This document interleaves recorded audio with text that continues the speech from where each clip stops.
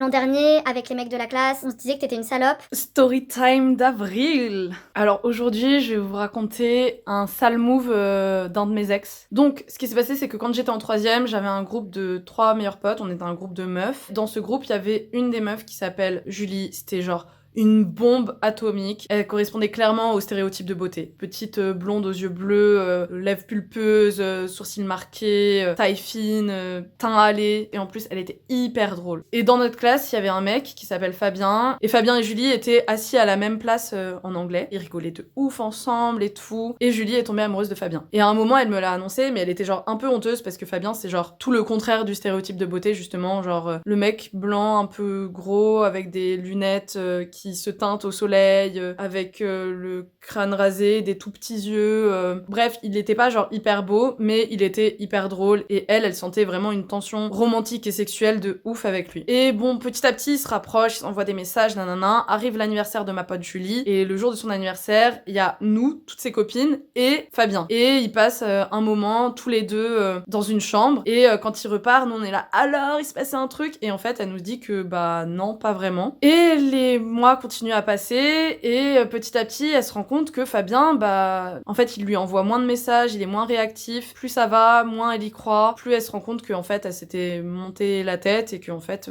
bah ça sert à rien en fait. Il va rien se passer avec Fabien. Moi, en parallèle, on est en troisième et je suis sortie avec absolument personne de ma sixième à ma troisième, et je commence à développer une énorme pression sociale à être en couple. Je me dis putain, je vais arriver en seconde. Je suis sortie avec personne, ça craint. Et l'été entre la troisième et la seconde, je suis sur MSN, à l'ancienne, tu connais. Avec Fabien, on se parle. Mais on se parle parce que, bah, on était dans la même classe, en vrai, on s'entend bien, enfin, on se parlait déjà avant, en fait. Un jour, il me dit, est-ce que tu voudrais sortir avec moi? Et là, je suis là, mais à quel moment? Ça sort d'où? Enfin, y a rien eu, y a eu aucune séduction, enfin, ça sort de nulle part, quoi. Et je tombe des nues, et j'ai à la fois ma petite voix de, mais attention, Adèle, t'es sortie avec personne, il faut absolument que tu sortes avec quelqu'un. Et mon autre voix qui me dit, non, mais Adèle, t'as pas du tout envie de sortir avec ce mec, en plus, ta pote Julie, elle est amoureuse de lui, enfin. Et du coup, bon, bah, moi, j'en parle à ma pote Julie direct. Je dis, moi, je sais pas quoi faire avec cette info, mais d'abord, avant de lui répondre, et même moi de me positionner, j'ai besoin de savoir comment toi, tu te situes par rapport à lui. Et elle me dit, non, non, mais t'inquiète, tranquille, de toute façon, j'ai bien capté qu'il y allait rien avoir entre lui et moi, donc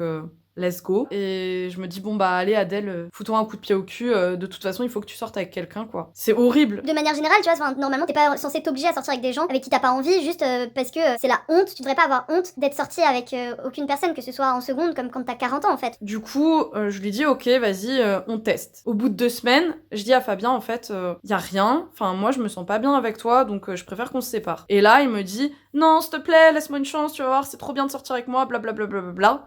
Et je dis, ok, on commence à s'attacher, mais c'est pas le feu, tu vois. On commence à sexer ensemble, ce que j'appelais à l'époque des préliminaires, puis pénébite dans vagin. Donc en réalité, on commence à sexer ensemble au bout de 2 mois, 3 mois, un truc comme ça. Et sexer, pour moi, c'est genre, ne serait-ce que être nu contre une personne. Hein. Ah oui, et ce que j'ai pas dit, c'est que pendant tout le temps où j'étais avec Fabien, Julie balançait plein de trucs méchants derrière ma tronche, parce qu'en fait, elle avait le seum que je sorte avec Fabien, parce qu'elle était encore amoureuse. Mais moi, je le savais pas, parce que je lui avais demandé son aval avant, et puis elle m'avait dit bah oui, vas-y, let's go, quoi. Et un jour, je sais plus ce qui se passe, et on a une discussion avec Fabien, et au cours de la discussion, il me dit, mais genre, YOLO, tranquille. L'an dernier, avec les mecs de la classe, on se disait que t'étais une salope, et comme moi je voulais sortir avec Julie, bah j'ai voulu m'entraîner sur toi.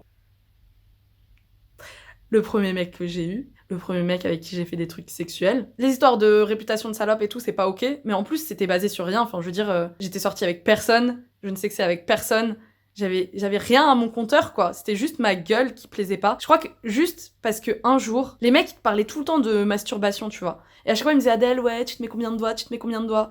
Et un jour, ça m'a saoulée, j'aurais dit, bah, je m'en mets 3. Je vois pas quoi d'autre, en fait. Juste parce que j'ai osé assumer le fait que je me mettais des doigts, quoi. Bref. Et du coup, là, il me dit ça, il me dit, Ouais, bah voilà, je voulais m'entraîner sur toi, pour pouvoir être prêt, pour pouvoir sexer avec Julie, mais au final, je suis tombé amoureux de toi. quel chevalier, quel champion, mais merci. T'es tombé amoureux de moi, mais ça me va droit au cœur. Mais au final, en vrai, le gars, je me suis même pas énervée, je crois.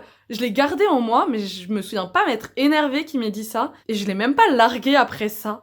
Enfin, c'est dire à quel point j'avais intériorisé de ouf le sexisme. Et on était bien avant MeToo, évidemment. Donc, le féminisme, mais on n'en parlait pas du tout.